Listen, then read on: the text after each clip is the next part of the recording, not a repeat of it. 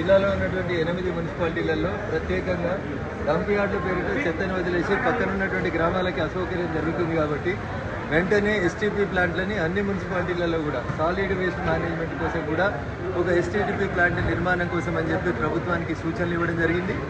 దాంతో పాటు కుటుంబానికి 2 లక్షలు అనేటువంటి నిబంధనను తొలగించి ప్రతి రైతుకి 2 లక్షల రూపాయలు రుణమాఫీ చేసే రీతిలో రాష్ట్ర కేబినెట్లో చర్చించాలని మెదక్ పార్లమెంట్ సభ్యుడిగా 2 మంత్రుల దృష్టికి తీసుకురావడం జరిగింది. కేబినెట్లో చర్చించిన తర్వాత విషయం తెలియజేస్తామని చెప్పి వారు చెప్పడం జరిగింది. ఎందుకంటే గ్రామాల్లోకి వెళ్తున్నప్పుడు ఒక ఇంట్లో తండ్రి 2 కొడుకులు ఉంటే ఒకరికే మాఫీ అయిన సమక్షంలో మిగతా రైతులు ఇబ్బంది పడుతూ ఉన్నారు. అందుకని రేషన్ కార్డు నిబంధన లేదని ముఖ్యమంత్రి గారే స్వయంగా ప్రకటించినారు కాబట్టి కుటుంబానికి 2 లక్షలు అనేటువంటి నిబంధన తొలగించి బ్యాంకుల ద్వారా రికార్డు తెప్పించుకొని లోన్ తీసుకున్న ప్రతి రైతుకి 2 లక్షల వరకు ప్రభుత్వం హామీ ఇచ్చినట్టు కాంగ్రెస్ పార్టీ ఎన్నికల మేనిఫెస్టోలో పెట్టినట్టు 2 లక్షల రూపాయల రుణమాఫీ చేయాలని మెదక్ పార్లమెంట్ సభ్యుడిగా రాష్ట్ర ప్రభుత్వానికి నేను ఒక అప్పీల్ చేయడం జరిగింది.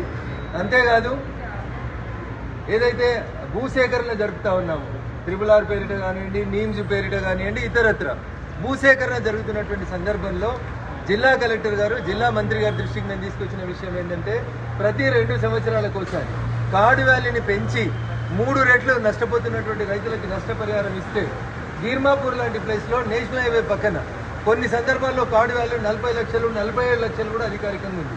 అక్కడ 1 ఎకరానికి 3 రెట్లు ఇస్తే 1,50,00,000 అట్లా పెరగడానికి ఆస్కారం ఉంటుంది.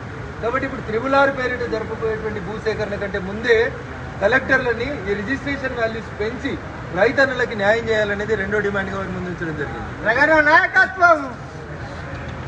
3వ విషయానికి వచ్చినప్పుడు శివానగర్ అనేటువంటి ఒక గ్రామ పంచాయతీ జిన్నారం మండల పరిధిలో ఉండేటువంటి శివానగర్ గ్రామ పంచాయతీలో తోళ్ల పరిశ్రమల్ని డెవలప్ చేయడానికి అప్పుడు ఉన్నటువంటి TICC అధికారులు, ప్రస్తుత TGIIC అధికారులు ఒక 10 ఎకరాల భూమిని గ్రామస్తుల దగ్గర నుంచి తీసుకున్నారు. ఆ భూమిలో ఒక వర్గానికి సంబంధించిన వాళ్ళకి తోళ్ల పరిశ్రమలకు ఇస్తామని చెప్పింది. కానీ భూమి సేకరణ నుంచి ఈ రోజు దాకా ఒక కొత్త కంపెనీకి ఇవ్వకపోవడం వల్ల మేమే కంపెనీలు పెట్టలేకపోతున్నామని వాళ్ళే వచ్చి ఒక సామాజిక వర్గానికి సంబంధించిన వాళ్ళు వచ్చి అక్కడ ఇల్లు కట్టుకుంటున్నారు. కాబట్టి 10 ఎకరాలని వెనక్కి తీసుకొని గ్రామంలో జాగలేనటువంటి ప్రతి పేదోడికి ఇంటి స్థలం 200 గజాలు ఇవ్వాలని కూడా జిల్లా మంత్రి గారి దృష్టికి, కలెక్టర్ గారి దృష్టికి ఆ విషయాన్ని తీసుకురావడం జరిగింది. అవి కాకుండా దేవాలయ శాఖ మంత్రి గారే ఈ జిల్లాకి ఇన్ఛార్జ్ ఉన్నారు కాబట్టి పటాన్చెరు నియోజకవర్గంలో అమీన్పూర్లో ఉన్నటువంటి వీరంగూడ భ్రమరాంబ మల్లికార్జున స్వామి దేవస్థానానికి సంబంధించిన దేవాలయ భూములన్నీ కూడా ఎంక్రోచ్ అవుతున్నాయి. కాబట్టి దయచేసి ఆ దేవాలయ భూముల్ని వెంటనే రిస్టోర్ చేయాలి. హైడ్రా పేరిట ఎట్లయితే నీటి సంరక్షణ, చెరువుల సంరక్షణ, కుంటల సంరక్షణ జరుగుతుందో దేవాలయాల భూములను సంరక్షించేందుకు కూడా దేవాలయ భూములలో ఎవరన్నా నిర్మాణాలు చేపడితే వాటిని కూడా కూల్చివేసేందుకు హైడ్రా లాంటి ఒక కమిటీని ఏర్పాటు చేయమని గౌరవ మంత్రి గారి దృష్టికి తీసుకురావడం జరిగింది. ప్రతిపక్ష పార్లమెంట్ సభ్యుడిగా ప్రభుత్వం స్పందిస్తుందని ఆశిద్దాం. మళ్లీ సమీక్షకు వచ్చినప్పుడు ఈ రోజు చర్చకు వచ్చిన అన్ని అంశాల మీద ఒక పాజిటివ్ నిర్ణయం వెలువడాలని ఒక ప్రజాప్రతినిధిగా పార్టీలు పక్కన పెట్టి కోరుకుంటా ఉన్నాం. జిల్లా అభివృద్ధికి 100% సహకరిస్తామని చెప్పి కూడా ఈ సందర్భంగా తెలియజేయడం జరిగింది. Thank you. హైడ్రా విషయంలో జన్వాడలో ఉన్నటువంటి ఫామ్ హౌస్ ఏదైతే ఉందో ఫామ్ హౌస్ కేటీఆర్ది కాదని కేటీఆర్ ప్రెస్ మీట్ పెట్టారు.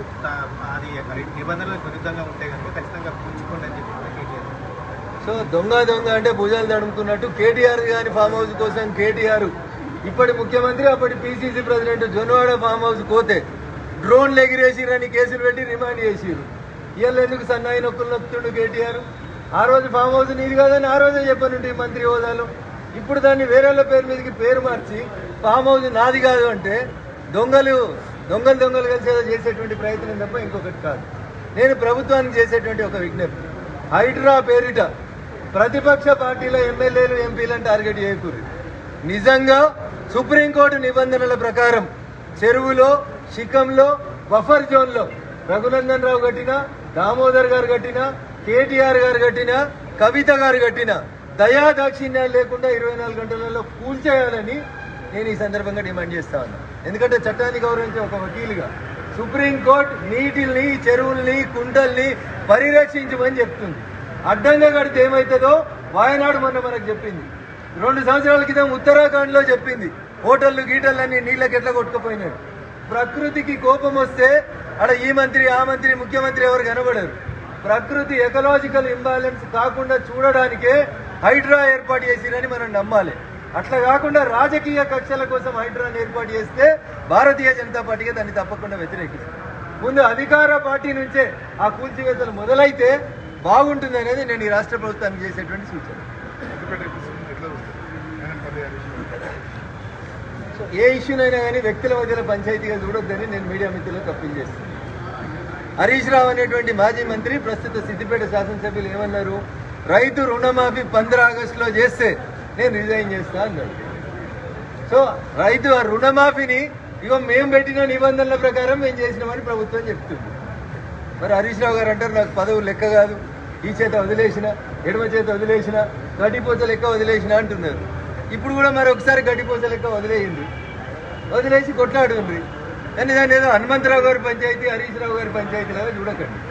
రాష్ట్ర ప్రభుత్వానికి చిత్తశుద్ధి ఉంటే ఏదైనా ఒక ఊరికి రా అని హరీష్ రావు అడుగుతున్నాడు. నేను అడుగుతున్న జిల్లా మంత్రిలో ఎవరో ఒక రెవెన్యూ మంత్రి గారు సిద్దిపేట జిల్లాలో ఊరికి రాండ్రి, గ్రామ పంచాయతీ కూడా మీటింగ్ పెట్టుర్రి, రైతు రుణమాఫీ అయిందా లేదా చేతులు ఎత్తుమని. ఒకవేళ రైతు రుణమాఫీ మొత్తం అయిందనుకో హరీష్ రావు గారు అన్నే పంచాయతీ కూడా రాజీనామా చేయమని అడుగుతారు. కాబట్టి ఇది హరీష్ రావు హనుమంతరావు రఘునందన్ రావుల పంచాయతీ కాదు, ఇది ప్రజల సమస్య.